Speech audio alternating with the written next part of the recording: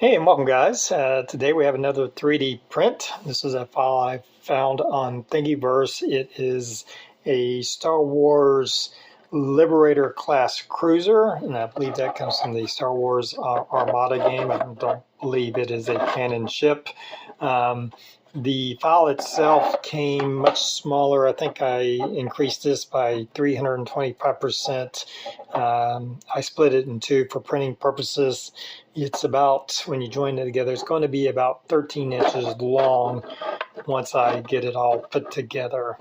I looked a little bit up. I didn't really know anything about this. I guess it's for the game itself, but it looked kind of cool, and I thought the design lent itself to an easy print once I split it.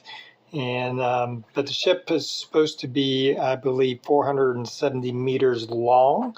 And if my math is kind of correct with a lot of rounding, this will be approximately 1 to 4,500 scale. So, and that's with a lot of rounding. So if you want to do the math to get the exact numbers, but somewhere in that area to give you an approximation of the scale.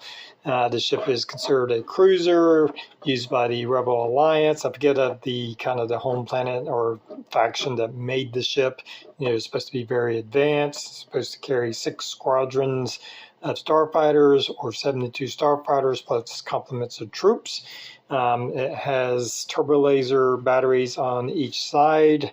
I think it has other weapons and stuff, but those are the only ones that are kind of visible.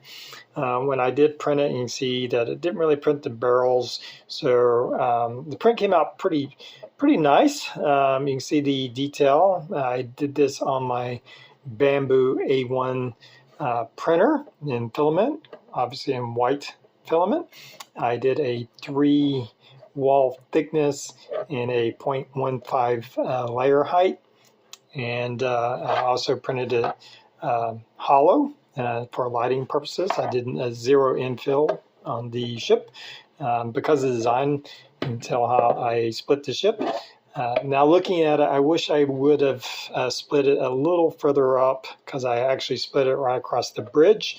When I was splitting it, I couldn't quite tell how deep these bays were, but I actually had quite a bit of room, so I could have gone like up ahead of the bridge section here and kind of put it here, because I also split this. You can see we're kind of split there, this kind of high detail lined area. So that's going to be, once I seal that, that's going to be noticeable and very difficult to get rid of that line right there. But I've already printed it out. It's otherwise a pretty nice print, and I do plan on lighting it. You have these engines here, and my plan right here is to use some 10 millimeter LEDs. They should fit in there once I drill the section out. It has plenty of room.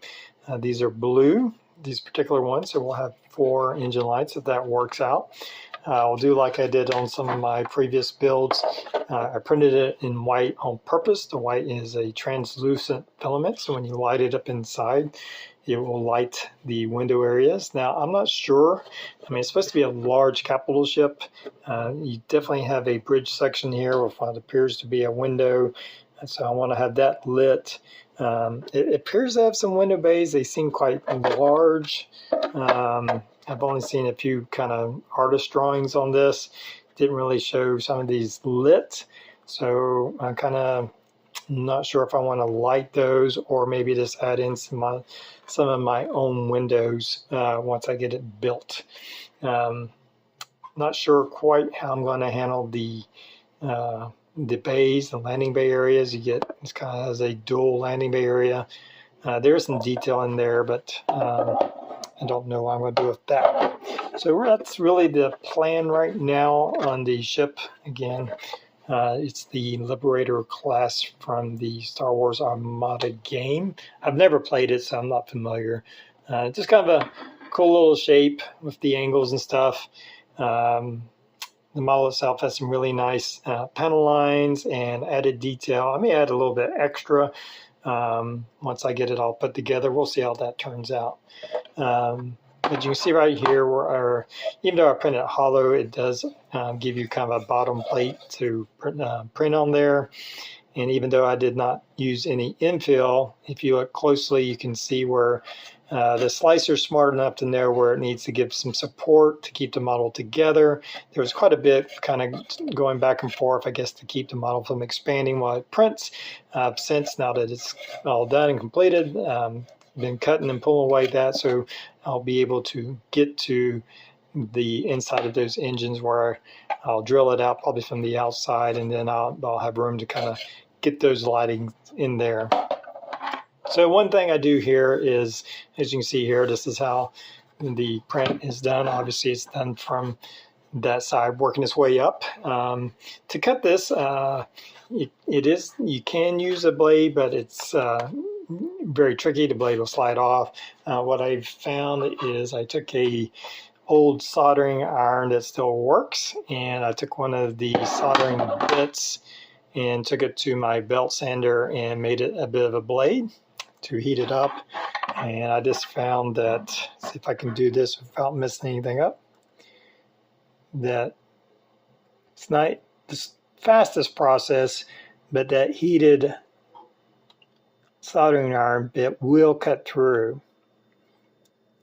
I found this is actually the kind of the easiest way, a bit safer than using a sharp knife that will kind of slide off. Now I have found that you can actually take a hobby blade and heat it up and it will cut through that. It just won't go very far before it cools down, whereas this will kind of keep its heat, and I can just kind of slowly work my way down. I can also, when you do like this, it does build a bit of a lip around here, and I can use the soldering iron to kind of smooth that back out to get rid of that lip, so I have a nice smooth surface once I glue the two halves together. So, but I'll do that to kind of cut through the rest of the ship here. I'm talking and trying to cut carefully. Always when I've done these last several 3D prints and I'm joining them like this, I give a little bit of an edge around. I don't want to go all the way to the edge. I want a good gluing surface.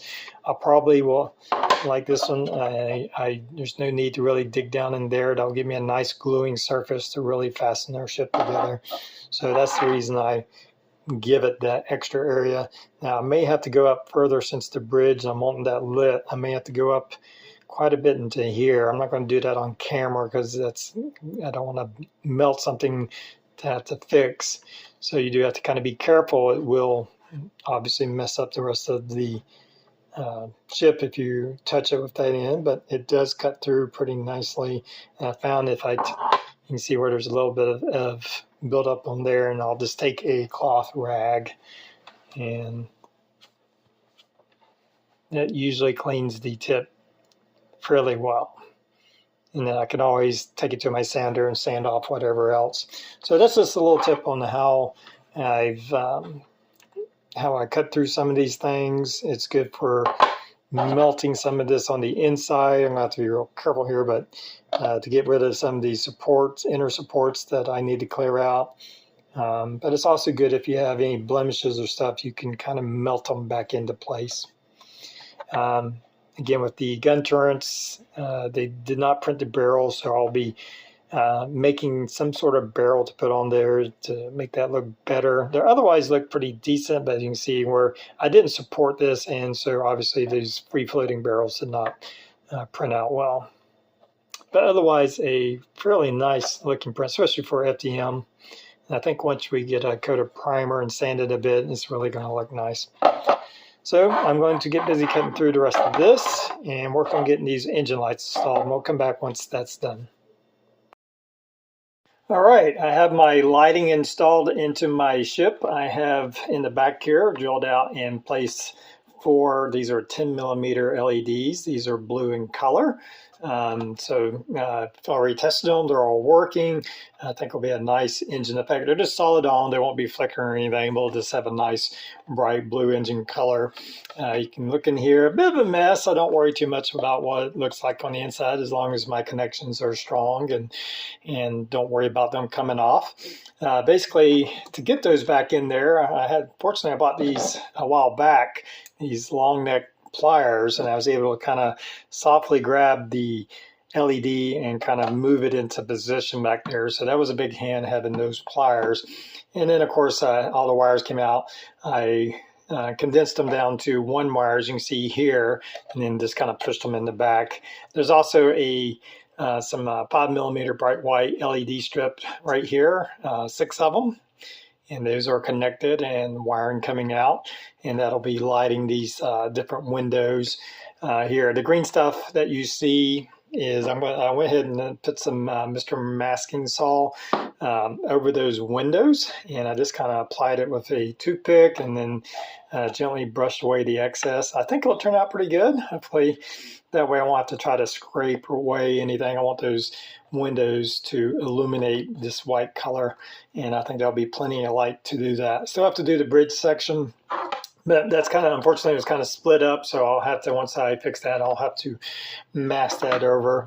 You can also see where I attached our supporting rod here, this brass tube here. I had this little area right here, which fortunately made like a little reservoir where I could pour in some 2-part epoxy. So this is full of 2-part epoxy right here. That's in, gives me, close to a 1/2 inch of 2-part epoxy. I also added in a separate piece of plastic. That's what that green part is right there, just to kind of go back here and spread out some of the stress of it. And then for good measure, there's some hot glue. That's what the black is, some hot glue kind of also holding that in. I feel like it's kind of spreads, so it's not all focused right here. It kind of spreads out over and gives strength. It's not that heavy of a ship. I think that'll be more than enough to secure it. Definitely doesn't seem like it's going anywhere. So I have that, and then on the front end here, you can see where I've also attached another strip of 6 5mm ultra bright white LED strip there, and you can see the windows that will be masked off right here. Now I don't know if these are supposed to be windows. They look like windows. It doesn't seem like the scale would be right. However, I'm just going to build this in a way that I think would look cool afterwards. We'll have the bridge, we'll have these windows. I'll probably do something to open up some of those parts inside the bay area, and maybe a few other little things as I go. But from here, I'm going to connect all the wires. I'm going to run a wire down my tubing, obviously, so I can power everything. And I'm going to go ahead and seal it up and start working on that huge seam line that we're going to have between the 2 parts. So we'll come back once this is sealed up and go from there. All right, I have my ship all put together. I've checked the lighting, and all my lighting's working. It's very simple lighting, a couple of strips, and then the 4 big LEDs in the back here for the engines. And I just used some CA glue and carefully kind of glued around. And for the most part, I think it's pretty good, except for these areas right here. We got this very, see if I can get this in focus, and mesh-like detail. I should have split, I said this already, I should have split it over here, not down this, and there's just no way I'm going to be able to make that look correct. I can probably fix these pretty easily, these seam lines right here, but this intricate pattern right here is very disturbed. So what I'm thinking, and I also have a little bit of offset on this one where I couldn't quite get that matched up. It's a little bit of an offset right there. I think I can blend it away pretty good, and the rest of it's pretty, seems like it would be pretty easy to, or should be able to, let me say, get those seam lines fixed to make them either disappear or look like panel lines. So what I'm going to do on these areas right here, these kind of, not really a triangle, not sure what you call that shape here, but anyway, I think what I'm going to do is cut some styrene, some thin styrene, maybe scribe some panel lines, maybe put some added detail, and just cover all that up. And it would save me a whole lot of work trying to fix this area right in here. It's just temporarily mounted on this. Let me take that off. You can see the bottom here. Everything's looking pretty good. It's not too noticeable of a seam line, so we can kind of camouflage that too. But everything's looking pretty good. I think it's a pretty cool looking ship. Kind of a weird design, but pretty neat. I like the file. It has a lot of nice detail into it. So anyway, I think I'm going to cover those up. This is not a canon ship. This is a ship on the game. And so I think we just kind of cover it up, and it'll look better than trying to get that detail back in. I just don't think that's going to be possible. So that's the way I think I'm going to address that. Maybe not even now I'm looking at, maybe I'll leave this section so we still have some of this mesh detail, nice detail that's in there. It looks nice. And maybe I just cover this part right here. So I think that would probably be a better option because that way I leave some added detail and I'm just kind of camouflaging that right there. So I'm going to work on that, and we'll come back once I get some of this sanding done and address these issues.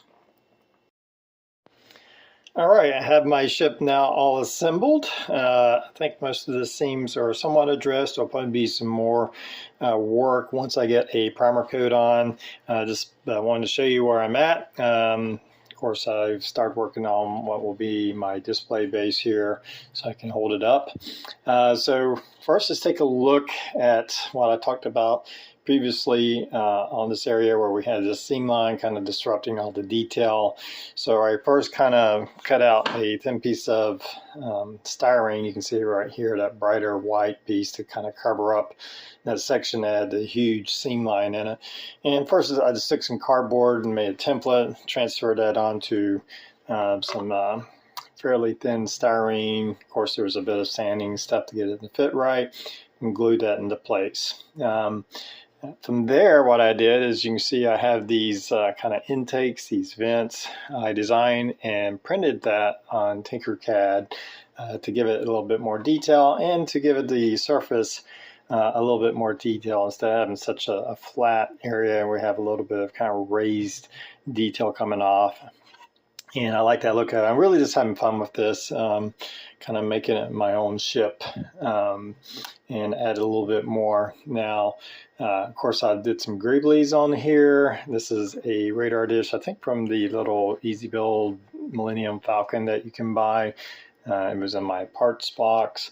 Back on these sides here, we had this very plain area right here. Let me get that in focus. And if you can recognize that, that is some the landing gear doors to a Revell 129th X-Wing. And of course, I've built several of those, and I usually have the landing gear up. So I have a lot of these. So I did that on both sides, and it just kind of matched the angle of the ship here, and I thought that fit in pretty good. So I glued it in. I did kind of sand the edges a little bit so it wouldn't be such harsh edges. And there's also, I'm going to remove this for now, a little bit of detail down here. Again, I believe this is some engine detail from an X-Wing, not the 129th, but it's like the inner engine wing detail. It helps kind of cover up some gap areas I had, and it kind of mixed in with a little bit of detail.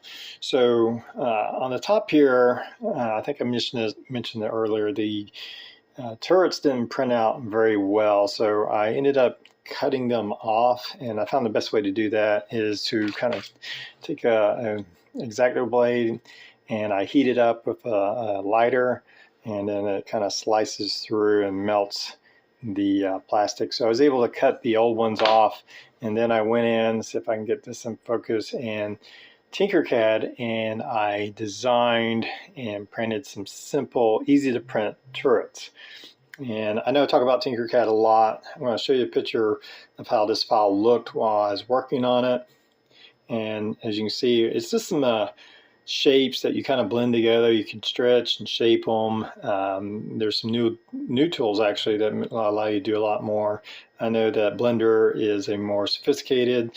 Tinkercad's fairly user-friendly, and the learning curve is a lot easier, and I found that you can do a great deal with it. So I was able to design and print off, I think I printed a total of 9 of these within an hour, less than an hour. I had about less than an hour. I designed, printed them, and actually attached them.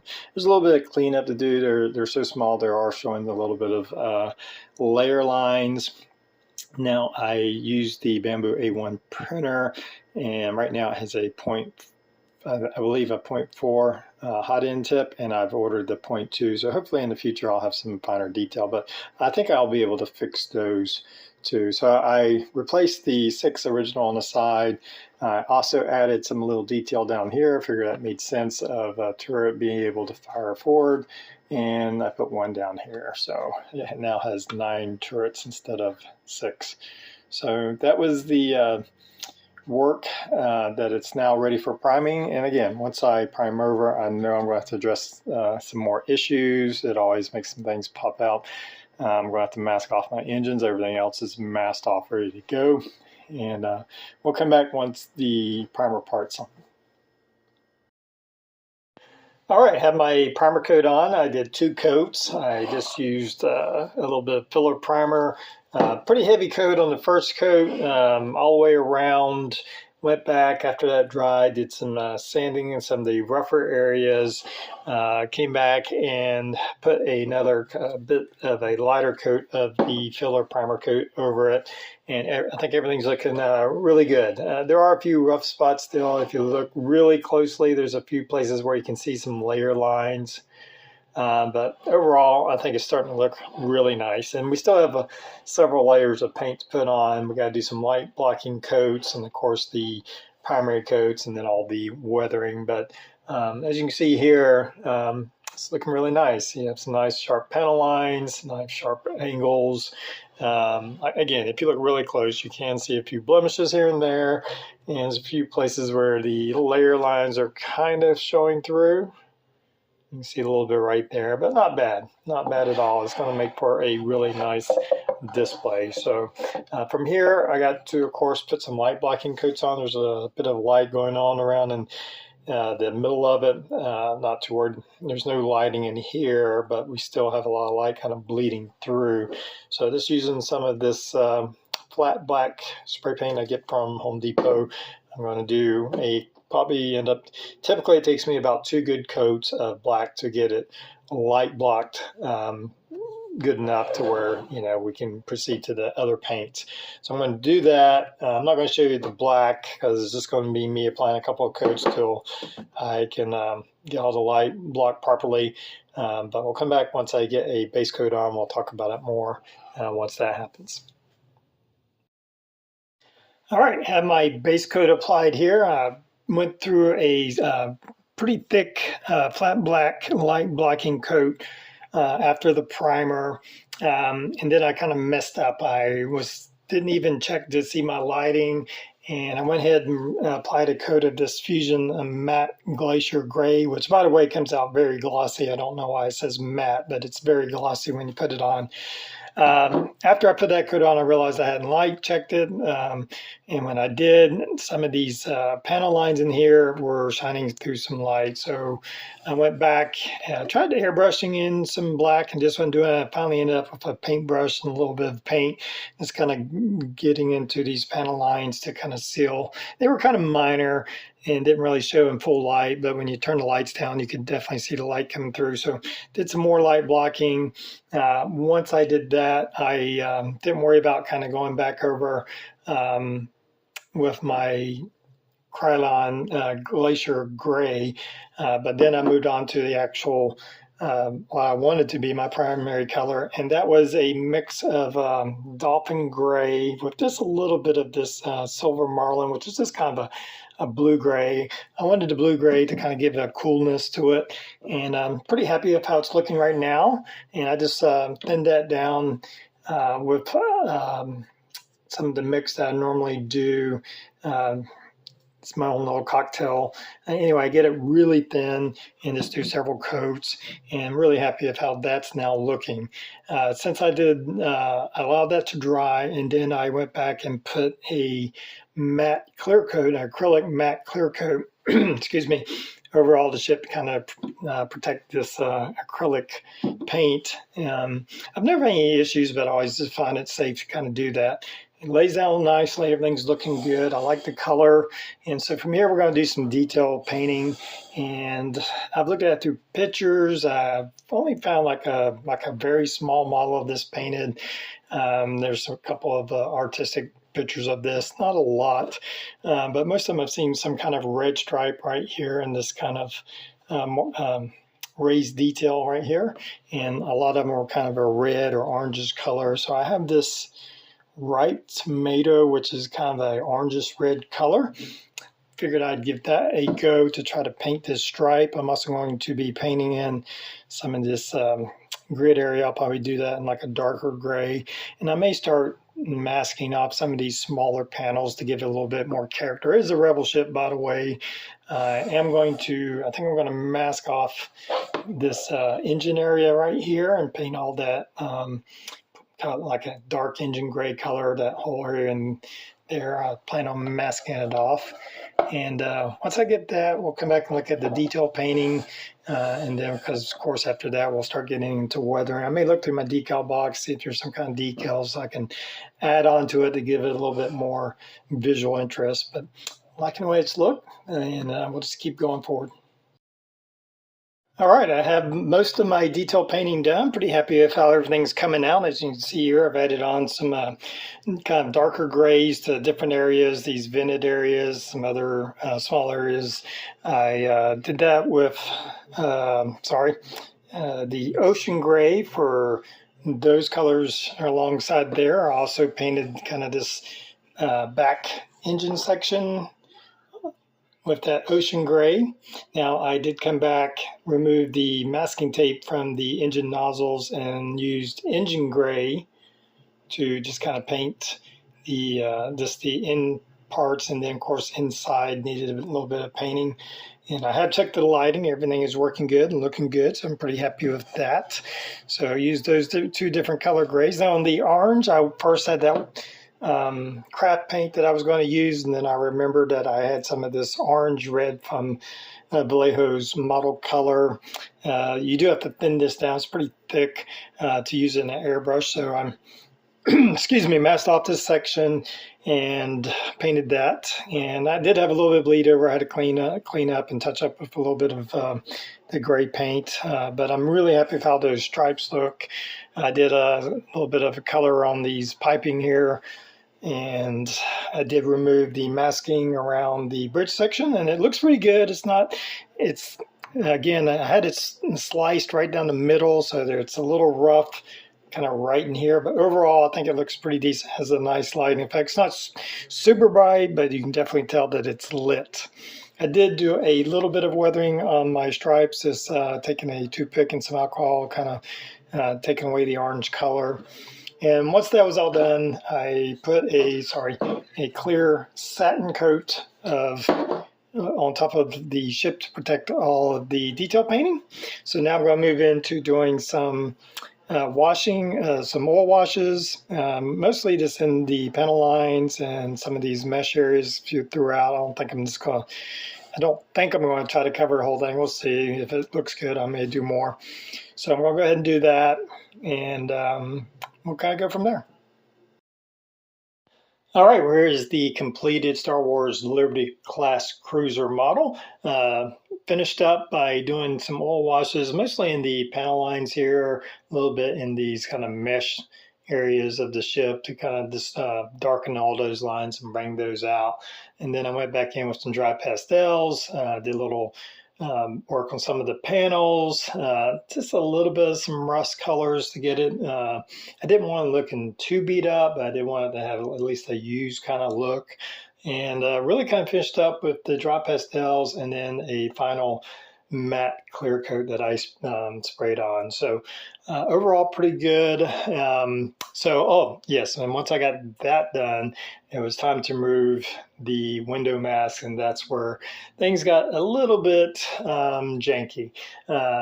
I should have went ahead and masked off all the windows. It would have gave me a cleaner line. It looks fine from the 3-foot rule, but when you get kind of closer into the ship here, let's see if I can get close, you can see where I had some issues getting that masking fluid out of some of these recessed areas.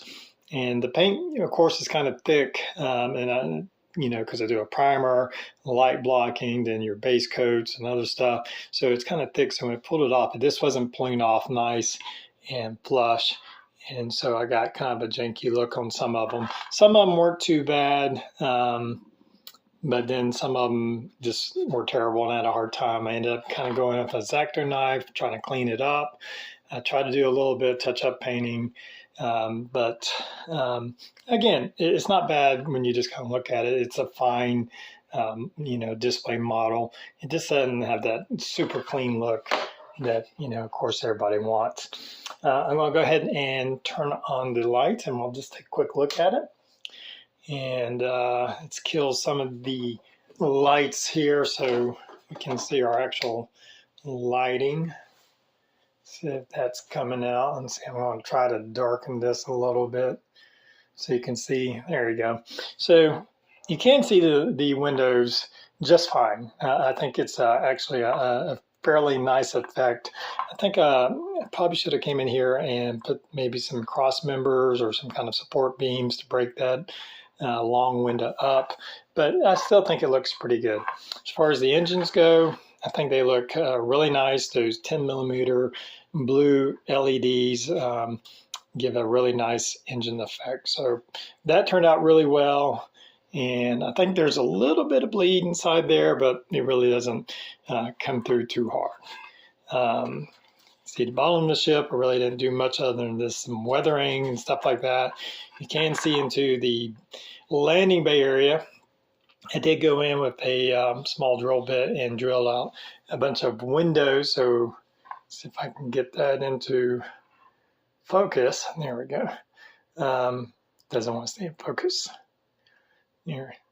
But I did drill those to give that a little bit of detail, so when you do look in there, you can see something. It's not, probably would have been better if I would have actually kind of tried to light that and illuminate that whole landing bay area. That definitely would be an option.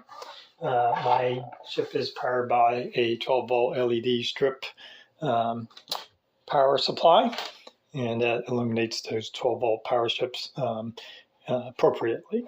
There is some, I don't know if you can notice, I did kind of drill out right here, these kind of sections right here. You can tell that's red. Drilled it out and just put a little bit of red paint in there to give that a little bit of a red color. It shows more in person than it does on the video. So that's the lighting. The switch is getting in the way.